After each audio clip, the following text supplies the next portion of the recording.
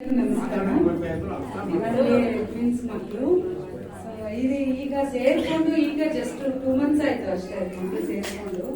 Actually ಇವ್ರು ಊಟಕ್ಕಿಂತ ಮುಂಚೆನೆ ನಂಗೆ ಸಂಕಲ್ಪ ಇತ್ತು ನಾನು ಇಲ್ಲೇ ಸೇರಿಸ್ಬೇಕು ಅಂತ.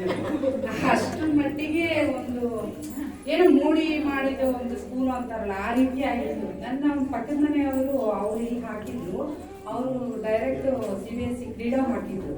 ಸೊ ನಂಗೆ ಇಲ್ಲಿ ಪ್ಲೇ ಹೋಮ್ ಇರೋದು ನಂಗೂ ಐಡಿಯಾ ಇರ್ಲಿಲ್ಲ. ಆದ್ರೂ ಏನು ನಂಗೆ ಸೇರ್ಸ್ಬೇಕು, ನನ್ನ ರಿಲೇಟಿವ್ಸ್ ಎಲ್ಲ ಇಷ್ಟು ಬೇಗ ಬೇಡ ಆಡ್ಕೊಂಡಿರ್ಲಿ ಮಕ್ಳು ಮನೆಯಲ್ಲಿ ಅಂತ ಎಲ್ಲ.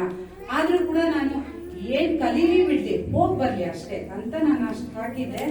ಈ ಒಂದು 2 months ಅಲ್ಲಿ ನನ್ನ ಮಗಳು ನಾನು ವಾಶ್ರೂಮ್ ಅಲ್ಲಿ ಅಮ್ಮ ಸ್ಲೀಪಿಂಗ್ ಲೈನು, ಅಮ್ಮ ಇದು ಸ್ಟ್ಯಾಂಡಿಂಗ್ ಲೈನು ಅಂತ ಹೇಳ್ತಾಳೆ. ಆ ಟೈಲ್ಸ್ ಅಲ್ಲಿ ಲೈನ್ಸ್ ಆ ಮಟ್ಟಿಗೆ ಅವಳಿಗೆ ಒಂದು ಅಷ್ಟು ಹೇಗ ಕಲ್ತಿದ್ದಾಳೆ, ಅಷ್ಟು ಕ್ಯಾಚ್ ಮಾಡಿದಾಳೆ ಅಂದ್ರೆ ಅದು ಎಲ್ಲ ಇವರಿಂದಾನೇ ಸಾಧ್ಯ. ಈ ರೀತಿ ಟೀಚರ್ಸ್, ಈ ರೀತಿ ಟ್ರೈನಿಂಗ್ ಕೊಡೋರು, ಮತ್ತೆ ಈ ರೀತಿಯಾಗಿ ಒಂದು ಕೇರ್ನೆಸ್ ಈ ಸ್ಕೂಲಲ್ಲಿ ಬಿಟ್ಟರೆ ಇನ್ನೆಲ್ಲೂ ಸಿಗಲ್ಲ ಅನ್ನೋದು ನನ್ನ ಒಪಿನಿಯನ್. ಮತ್ತೆ ಈ ಒಂದು ಊಟ ಮಾಡಿಸೋದಾಗ್ಲಿ ಪ್ರತಿಯೊಂದು ಕೂಡ ಮಕ್ಕಳಿಗೆ ಒಂದು ಕೇರ್ ನೋಡ್ಕೋತಾರೆ. ಒಂದು ವಾಶ್ರೂಮ್ ಹೋಗ್ಬೇಕಾದ್ರೂ ಬೇಜಾರು ಮಾಡ್ಕೊಳ್ಳಲ್ಲ, ಕರ್ಕೊಂಡು ಹೋಗ್ತಾರೆ. ಕೆಲವೊಂದು ಸ್ಕೂಲಲ್ಲೆಲ್ಲ ಮಕ್ಕಳ ಮೇಲೆ ರೇಗಾಡ್ತಾರೆ, ಎಷ್ಟರಿಗೆ ಕರ್ಕೊಂಡು ಹೋಗ್ಬೇಕು ಹಂಗೆ ಹಿಂಗೆ ಅಂತ. ಆದ್ರೆ ಇಲ್ಲಿ ಹಂಗಲ್ಲ. ನಾನು ನೋಡಿದ ಪ್ರಕಾರ ಅಂತೂ ಎಷ್ಟೋ ಬರೋದು, ನಾವು ಕರ್ಕೊಂಡು ಹೋಗೋದು ಒಂದು 1/2 hour ಲೇಟ್ ಆದ್ರೂ ಕೂಡ ತುಂಬಾ ಚೆನ್ನಾಗಿ ನೋಡ್ಕೋತಾರೆ. ನನ್ಗೆ ಮತ್ತೆ ನಾನು ನೆಕ್ಸ್ಟ್ ಇಲ್ಲೇ ಕಂಟಿನ್ಯೂ ಮಾಡ್ತೀನಿ ಅಂತ ಕೂಡ ನಾನು ಈಗ ಮತ್ತೆ ಅಡ್ಮಿಷನ್ ಹೇಳಿದೀನಿ.